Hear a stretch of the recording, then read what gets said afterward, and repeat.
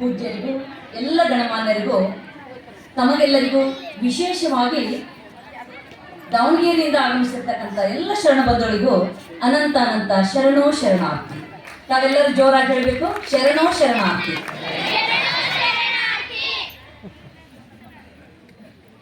ಬಹಳ ಈ ಒಂದು ಸಮಾರಂಭ ಅಂದರೆ ಹೃದಯ ತುಂಬಿ ಬರ್ತಕ್ಕಂಥ ಒಂದು ಸಮಾರಂಭ. ಯಾಕೆಂದ್ರೆ ತಂದೆ ತಾಯಿ ಒಂದು ಸಂಸ್ಕಾರ ಮಕ್ಕಳ ಮೇಲೆ ಬೀಳುತ್ತದೆ ಅನ್ನೋದಕ್ಕೆ ಈ ಒಂದು ಘಟನೆ ಸಾಕ್ಷಿ ಅಂತ ನಮಗನಿಸ್ತದೆ. ಯಾಕೆಂದ್ರೆ ನಮ್ಮ ಮಾಗನೂರು ಬಸಪ್ಪನವರ ತಂದೆಯವರು ಚನ್ನಬಸಪ್ಪ ಗೌಡ್ರು ಅವರು ಚಿಕ್ಕವರಿದ್ದಾಗ ಅವ್ರು ಕಾರ್ಯ ಮಾಡ್ತಿದ್ರಂತೆ. ಯಾವುದೇ ಒಂದು ಕೆಲಸ ಮಾಡುವಾಗಲೂ ಕೂಡ ಅವರು ಬಸವಣ್ಣನವರ 108 ನಾಮಾವಳಿಯನ್ನು ಸ್ತೋತ್ರ ಮಾಡ್ತಾ ಬಸವ ಬಸವ ಅಂತ ಬಸವ ನಾಮವನ್ನು ಸ್ತೋತ್ರ ಮಾಡ್ತಾನೆ ಅವರು ಕಾರ್ಯವನ್ನು ಮಾಡ್ತಿದ್ರು. ಆ ಒಂದು ಪ್ರಭಾವನೆ ನನ್ನ ಮೇಲೆ ಆಗಿದ್ದು ಬಸವ ಭಕ್ತಿ ಬೆಳಿಲಿಕ್ಕೆ ಅಂತ ತಿಳ್ಕೊಂಡು ಹೇಳಿದವರು ಯಾರು ಅಂದ್ರೆ ನಮ್ಮ ಮಾಗನೂರು ಬಸಪ್ಪನವರು ಅಂತ ನಮ್ಗೆ ಅನಿಸ್ತದೆ. ಅವರು ಬಸಪ್ಪನವ್ರ ಅಕ್ಕನ ಮದುವೆ ಹಿಂದಕ್ಕೆಲ್ಲ ಅಡ ಹುಡ್ತಿದ್ರಿ, ಏನಾದ್ರು ಬಂಗಾರ ಅಡ ಹುಡ್ತಿದ್ರು ನೋಡ್ರಿ. ಅಂದ್ರೆ ಬಡತನ ಇರ್ತಿದ್ರು, ಶ್ರೀಮಂತರ ಬಳಿ ತಂದು ಆ ಮದುವೆ ಪೂರ್ತಿ ಹಾಕಿ ಮತ್ತೆ ಅವ್ರಿಗೆ ವಾಪಸ್ ಕೊಡ್ತಿದ್ರು. ಹಂಗ ಅವ್ರು ತಂದು ತಮ್ಮ ಮಗಳು ಮದುವೆ ಮಾಡ್ತಕ್ಕಂಥ ಸಂದರ್ಭದಲ್ಲಿ ಕಳು ಆಗ್ತದೆ. ಆವಾಗ ಇನ್ನೇನ್ ಮಾಡ್ಬೇಕಪ್ಪ, ಕಳು ಆಯ್ತು ಅಂತ ಬಸವ ಬಸವ ಹೆಂಗ್ ಮಾಡ್ಲಿ, ಆ ತಂದಿದ್ ಹೆಂಗ್ ಮುಟ್ಟಿಸ್ಲಿ, ಮಗಳ ಮದುವೆ ಹೆಂಗ್ ಮಾಡ್ಲಿ ಅಂತ ಚನ್ನಬಸಪ್ಪನವರು ಚಿಂತೆ ಮಾಡ್ತಕ್ಕಂಥ ಸಂದರ್ಭದಲ್ಲಿ ಅದು ಏನೋ ಪವಾಡ, ಬಸವಣ್ಣನವರ ಪವಾಡ, ಬಸವ ಬಸವ ಅಂತ ಅವ್ರು ಪ್ರಾರ್ಥನೆ ಮಾಡುವಾಗ ಆ ಓಡೋಗ್ತಕ್ಕಂಥ ಕಳ್ಳರು ಯಾರೋ ಒಬ್ಬರು ಹಿಡಿದು ಅವರಿಗೆ ಚಂದ ಬುದ್ಧಿ ಕಲಿಸಿ ಆ ಅಡ ಬಂಗಾರನ್ನು ಪುನಃ ವಾಪಸ್ಸು ಆ ಚನ್ನಬಸಪ್ಪರಿಗೆ ತಂದು ಕೊಡ್ತಾರೆ. ಆಗ ಅವ್ರ ಮಗಳ ಮದುವೆ ಮಾಡ್ತಾರೆ. ಈ ಘಟನೆ ನನ್ನ ಮೇಲೆ ಪರಿಣಾಮ ಬೀರಿತು. ಇದು ಬಸವ ಭಕ್ತಿ ಹುಟ್ಟಲಿಕ್ಕೆ ಅಂತ ಮಾಗನೂರು ಬಸಪ್ಪನವರ ಒಂದು ಆತ್ಮಚರಿತ್ರೆಯಲ್ಲಿ ಅವರು ಬರೆದಿದ್ದಾರೆ. ಅದಕ್ಕೆ ನಮಗನಿಸ್ತದೆ ಇವತ್ತಿನ ಈ ಒಂದು ಸಮಾರಂಭ, ಇವತ್ತು ವಿಶೇಷವಾಗಿ ಈ ಒಂದು ಪ್ರಶಸ್ತಿ ಇವತ್ತು ಬೀದರಿಗೆ ಬಂದು ಕೊಡ್ಲಿಕ್ಕೆ ಕಾರಣ ಅಂತಂದ್ರೆ ಈ ಒಂದು ಭಾಲ್ಕಿ ಮಠ, ಇದು ಬಸವ ತತ್ವದ ಮಠ, ಕನ್ನಡ ಮಠ. ಅದಕ್ಕೆ ಅವರು ದಾವಣಗೆರೆಯಲ್ಲಿ ಪ್ರಥಮವಾಗಿ ಬೀದರಿಗೆ ಬಂದು ಈ ಒಂದು ಪ್ರಶಸ್ತಿ ಪ್ರದಾನ ಮಾಡಿದ್ದು ನಮ್ಗೆಲ್ಲರಿಗೂ ಕೂಡ ಹೆಮ್ಮೆ ಅಂತ ಅನಿಸ್ತಾ ಇದೆ. ನಾವು ಅಪ್ಪೋರ ಬಗ್ಗೆ ತಾವೆಲ್ಲ ಕೇಳಿರಿ. ಅವ್ರಿಗೆ ನಾವು ಶಿಕ್ಷಣ ಮಹರ್ಷಿಗಳಂತೀವಿ, ಅನಾಥ ಮಕ್ಕಳ ರಕ್ಷಕರು ಅಂತೀವಿ.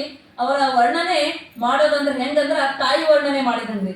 ತಾಯಿ ವರ್ಣನೆ ಮಾಡ್ಲಿಕ್ಕೆ ಏನಾರ ಶಬ್ದಗಳು ಸಾಕಾಗ್ತವೇನ್ರಿ? ಸಾಕಾಗ್ಲಿ. ತಾಯಿ ಎನ್ನುವ ಶಬ್ದದಲ್ಲಿ ಎಲ್ಲನೇ ಇದೆ.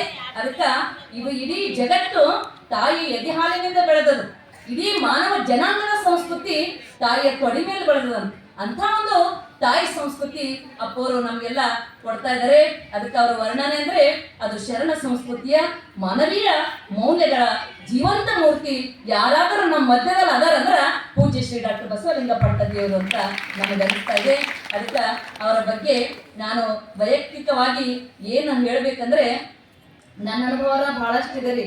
ಪೂಜ್ಯ ಇಂದನೂ ಕೂಡ ಅಪ್ಪೋರಿಂದನೂ ಕೂಡ ನನ್ನ ಒಂದು ಕಾಯಕದ ಒಂದು ಅಲ್ಲಿ ಮಕ್ಮದಿ ಕಾಲೇಜಲ್ಲಿ ಆಗ್ಬೇಕಾಗ್ಲಕ್ಕೂ ಕೂಡ ಅಪ್ಪೋರೇ ಕಾರಣ ಅಂತ ನನಗನಿಸ್ತಿದೆ. ಅಂತ ಮಾತೃ ಹೃದಯಗಳು. ಗಾಂಧೀಜಿಯವರು ಅವ್ರಿಗೆ ಭೇಟಿ ಆದ್ಮೇಲೆ ಒಬ್ಬ ವ್ಯಕ್ತಿ ದೊಡ್ಡ ಲೇಖಕ ಬರಿತಾನಂತ್ರಿ. ಏನಂದ್ರೆ ಯಾರಿಗೆ ದೊಡ್ಡವ್ರು ಅನ್ಬೇಕು, ನಾವು ಅಂತೀವಿ ನೋಡ್ರಿ ದೊಡ್ಡವ್ರು ಅವ್ರು ದೊಡ್ಡವ್ರು ಅಂತ. ಅದಕ್ಕೆ ಯಾರಿಗೆ ದೊಡ್ಡವರು ಅಂತ ತಿಳ್ಕೊಂಡು ಹೇಳ್ಬೇಕಂತ ಒಂದು ಡೆಫಿನೇಷನ್ ಬರೀತಾನ. ಏನಂದ್ರೆ ಯಾರ ಹತ್ತಿರ ಹೋದರೆ ನಾನು ಸಣ್ಣವ ಅನ್ನುವ ಭಾವ ಬರುವುದಿಲ್ಲವೋ ಅವರು ದೊಡ್ಡವರು ಅಂತ. ಹಾಗೆ ಅಪ್ಪೋರ್ ಹತ್ತಿರ ನೀವು ಯಾರೇ ಹೋಗ್ಲಿ ಹಂಗ ಭಾವನೆ ಬರ್ತದೇನ್ರಿ? ಬರಂಗಿಲ್ಲ. ನನ್ನ ಅನುಭವವನ್ನು ನಾನು ಹೇಳ್ತಾ ಇದ್ದೀನಿ. ಅದಕ್ಕೆ ಯಾರೇ ಹೋಗ್ಲಿ ಅವ್ರಿಗೆ ನಾವು ಸಣ್ಣವರು ಅಂತಕ್ಕಂಥ ಭಾವ ಅಲ್ಲಿ ಬರೋದಿಲ್ಲ. ಅಂತ ಒಂದು ಭಾವ ಅಪ್ಪೋರ್ದು. ದಾವಣಗೆರೆಯಿಂದ ಈ ಒಂದು ಆಮಂತ್ರಣ ಪತ್ರಿಕೆ ಕೊಡ್ಲಿಕ್ಕೆ ಇಬ್ಬರು ಬಂದಿರಿ, ಇಲ್ಲಿ ಬೀದರ್ ಬಂದಿರು. ನಮ್ಮ ಸುರೇಶ್ ಚಂಚಟ್ಟಿ ಕರ್ಕೊಂಡು ಬಂದಿರು. ಅಲ್ಲಿ ಭಾಲ್ಕಿ ಕೊಟ್ಟು ಬಸವಗಿರಿ ಬಂದಿರ್ರಿ ನನ್ನ ಹತ್ರ. ಅವಾಗ ಅವ್ರು ಹೇಳ್ತಿದ್ರು, ಅಪ್ಪೋರೇ ಏನಂದ್ರ ನಾವು ನೋಡ್ತೀವಿ ನಮ್ಮ ಕಡೆ ಎಲ್ಲ ಮಠಾಧೀಶರು ಅಂದ್ರ ನಾವು ಹೆಂಗ್ ಹೋಗ್ಬೇಕಪ್ಪ, ಹೆಂಗ್ ಭೇಟಿ ಮಾಡ್ಬೇಕು ಏನು ಅಂತ ನಮ್ಗೆ ಎಷ್ಟೊಂದು ಭಯ ಬರ್ತಾ ಇದೆ. ಆದ್ರ ನಾವು ಭಾಲ್ಕಿಗೆ ಹೋದಿವ್ರಿ, ಅಪ್ಪೋರ ಅವ್ರ ಜೊತೆನೆ ಕೂಡಿಸ್ಕೊಂಡು ನಾವು ಪ್ರಸಾದ ಮಾಡಿದ್ರು ಅಂತ ತಿಳ್ಕೊಂಡು ನೋಡ್ರಿ. ಇಂಥ ಒಂದು ಸಮಾನತೆಯ ಭಾವ ಎಲ್ಲಿ ಬರ್ತದಂದ್ರೆ ಬಸವ ತತ್ವ ಇದ್ದಲ್ಲಿ ಬರ್ತಾ ಇದೆ. ಅದಕ್ಕೆ ಅಪ್ಪೋರ ಒಂದು ಪೂರ್ಣ ಅವ್ರಿಗೆ ನೋಡಿದ್ರೆ ಬಸವ ತತ್ವದ ಮೂರ್ತಿ ಅಂತ ನಮಗೆ ಅನಿಸ್ತಾ ಇದೆ. ಅದಕ್ಕೆ ಅವ್ರಿಗೆ ನೋಡಿದ್ರು ಕೂಡ ಸೃಷ್ಟಿನೇ ಅವ್ರು ನಿಂತರೇನೋ ಅಂತ ನಮಗೆ ಅನಿಸ್ತಾ ಇದೆ. ಅವರಲ್ಲಿ ಹಿಮಾಲಯದ ಒಂದು ಎತ್ತರ, ಗಂಗಾ ನದಿಯ ಒಂದು ನಿರಾಳತೆ, ಬೃಹದ ಅರಣ್ಯದ ಹಸಿರು, ಆಕಾಶದ ವಿಶಾಲತೆ ನಮ್ಮ ಅನುಭವಕ್ಕೆ ಅಲ್ಲಿ ಬರ್ತಾ ಇದೆ. ಬಹಳ ಜನ ಮಠದ ಗುರುಗಳು ಅದಾರಿ. ಮಠದ ಗುರುಗಳು ಅಂದ್ರೆ ನಿಮ್ಗೆ ಗೊತ್ತು, ಆ ಮಠ ರೀ ಭಾಳ ದೊಡ್ಡ ಮಠ, ಅವ್ರ ಗುರುಗಳು ರೀ ಭಾಳ ದೊಡ್ಡ ಗುರುಗಳು ಅಂತಾರ್ರಿ. ಮತ್ತೆ ಇನ್ನೊಬ್ರು ಇರ್ತಾರೆ ಏನಂದ್ರೆ ಮನದ ಗುರುಗಳು ಅಂತ. ಮನದ ಗುರುಗಳು ಅಂದ್ರೆ ಎಲ್ಲರ ಮನಸ್ಸಿನಾಗ ಇರ್ತಾರ್ರಿ ಅವ್ರ ಗುರುಗಳು. ಅವ್ರ ಮಠ ಪರಂಪರೆ ಏನು ಇರಂಗಿಲ್ರಿ ಅವ್ರಿಗೆ, ಆದ್ರ ಎಲ್ಲರ ಮನಸ್ಸಿನಾಗ ಇರ್ತಾರೆ. ಆದ್ರೆ ನಮಗ ಅನಿಸ್ತದೆ ಅಪ್ಪೋರು ಮಠದ ಗುರುಗಳನ್ನ ಹರ ಮತ್ತು ನಮ್ಮೆಲ್ಲರ ಮನಸ್ಸಿನ ಗುರುಗಳನ್ನ ಕೂಡ ಹರ ಅಂತ ನಮ್ಗೆ ಅನಿಸ್ತಾ ಇದೆ. ಅಂತ ಪೂಜ್ಯರಿಗೆ ಇವತ್ತ ಈ ಒಂದು ಪ್ರಶಸ್ತಿ ಪ್ರದಾನ ಆಗ್ಲತ್ತದಂದ್ರ ಅದು ನನಗ ನಿಮ್ಗೆಲ್ಲರಿಗೂ ಆಗ್ಲತ್ತದ ಅಂತಕ್ಕಂಥ ಭಾವ ನಮ್ಗೆಲ್ಲರಿಗೂ ಬಂದಿದೆ.